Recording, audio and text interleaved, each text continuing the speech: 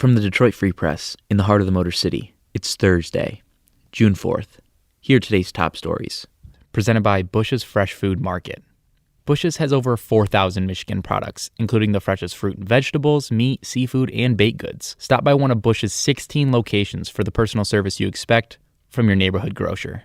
From the Detroit Free Press, in the heart of the Motor City, comes the We Lived It audio series. The Detroit Free Press is launching a special project in partnership with the Michigan History Center. The Free Press is collecting audio stories to aid the archiving of accounts from the pandemic, and from time to time, we'll share those on your Alexa or Google devices and by podcast on Freep.com.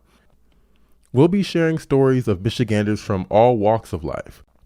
Reporter-producer Darcy Moran brings us this next story. This is the story of a Norton Shores woman who lived during the 1918 flu pandemic. This is Oral Borgeson speaking. I was born April 14th, 1917. Oral was born on a family farm north of Muskegon. She's lived in the area all her life, and she's the final surviving child of Ora and Elmer. She was named using the first two letters of each parent's name.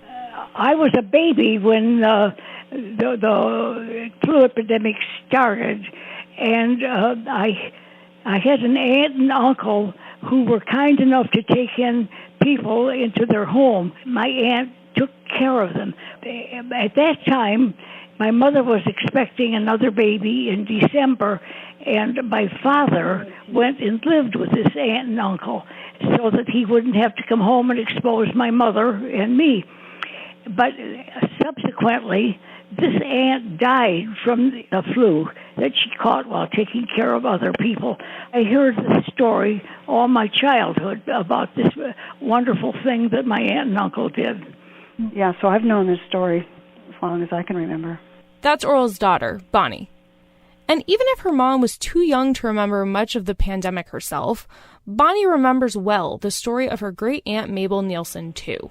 One Memorial Day, we were walking around the cemetery where she's got relatives, and she pointed out this Mabel's grave, and I heard the story of how she died during the Spanish influenza. We grew up on was stories of the Depression and World War II. She's a pretty amazing person all around. The fact that she's sharp as a tack and has been very active, and plays the piano and organ, and makes quilts, and she just finished a quilt which she makes by hand. She's an excellent Scrabble player, I have to tell you. She's busy. She wants to be doing things and making plans and enjoying life. Looking forward to the future. On my birthday, April 14th, this year, I turned 103. Some of the neighbors came over with signs, and my children came, and I stood inside most of the time and talked through the sunroom window and just enjoyed the company and the interest and the friendship of neighbors and family. I have a wonderful family, and it was a sad thing that we couldn't all be together to celebrate it, but we celebrated anyway.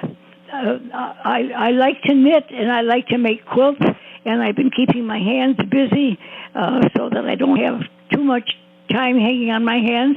And my daughter and I play Scrabble at night to keep our minds from going crazy with worry. And we can get this out of our minds a little bit and think about something else, because you get very uptight and concerned about what's down the line. And I have deep, strong faith in God. I know He's in control. Oral and Bonnie live together and have been skipping their usual volunteering to stay inside and avoid contracting this virus. Asked about living through yet another historic health crisis, Oral said this.